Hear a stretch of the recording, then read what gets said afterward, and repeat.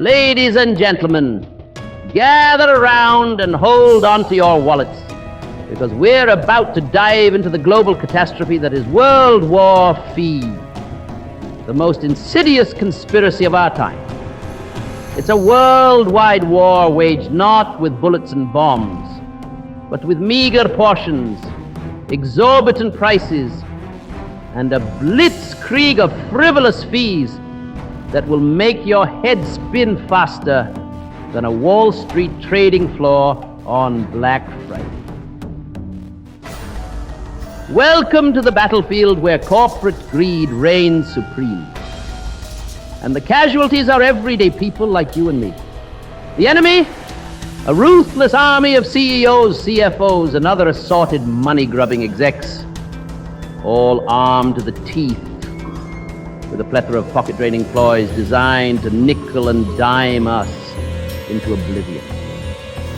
It's a conspiracy so intricate that it makes Machiavelli look like an amateur ski. These corporate overlords have devised a master plan to bleed us dry while we're left clutching our wallets in despair. They've weaponized fine print, unleashed armies of customer service representatives armed with scripts, and constructed elaborate phone menus designed to lead us into fee-laden traps. But it's not just about emptying our pockets, it's about control. They want to keep us perpetually indebted, beholden to their ever-increasing fees. It's a form of economic warfare where they profit from our frustration, like some kind of financial sadists reveling in our misery. First up, let's talk about the offensive strategy of miserly portions. For exorbitant prices, you walk into a trendy new restaurant, stomach growling, only to be served a plate with a micro meal that looks like it was portioned out by an anorexic bird. And the price tag? Oh, just the equivalent of a small country's GDP. That single asparagus spear garnished with a dollop of foam? That'll be $50, thank you very much. Bon appetit. But the war doesn't stop at the dinner table. Oh no, my friends, the battlefield extends to every corner. Need to pay a bill online? That'll be a $3.50 convenience fee. Who are the masterminds behind this grand war? The generals of greed and their smug, shit-eating grins. The ones who wear their success like a golden noose, wrapped around their silk-lined necks.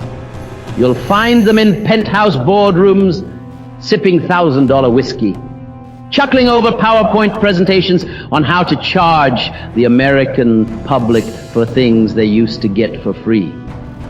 And oh, how they grin. The shit-eating grin, that unmistakable smirk, that stretches wider the further they ascend the corporate ladder. The CEOs, the warlords, the high commanders of World War Fee, their grins are unholy abominations, carved into their faces like twisted trophies of financial conquest. They grin when they gut pensions. They grin when they inflate prices while reducing portion sizes. They grin as they double dip, triple dip, and quadruple dip into your hard-earned paycheck, knowing there's nothing you can do because they have structured the battlefield so you can never win. These are not businessmen. They are economic war criminals. Oh, and the real kicker? The great corporate inside joke. They win even when they fail. These people tank entire industries, bankrupt major corporations, and still walk away with golden parachutes bigger than most countries' GDPs. That's right. Whether they succeed or burn their companies to the ground, they still get paid millions. It's a joke. And you're the punchline. They laugh all the way to their offshore bank accounts while you're stuck paying a paper statement fee because you had the audacity to request a physical receipt for your own damn money. But here's the silver lining. The resistance begins. My fellow wage warriors, recognition is power. Once you can identify the shit-eating grin, once you see the game for what it is, you have the power to fight back. Because World War III only thrives in the shadows, buried in the fine print, camouflaged as standard policy. But the moment we start questioning every charge, every line item, every inexplicable fee, we become a force they can no longer ignore. Demand explanation, challenge hidden costs, call out the bullshit. Never be intimidated, always ask for a supervisor. If they say, there's no one higher up, congratulations. You've just reached the final boss of bullshit. Demand to see their manager anyway. If you keep climbing the corporate ladder, eventually you'll find someone who can pull the strings. And most importantly, never trust anyone whose grin looks like they've just robbed you and gotten away with it.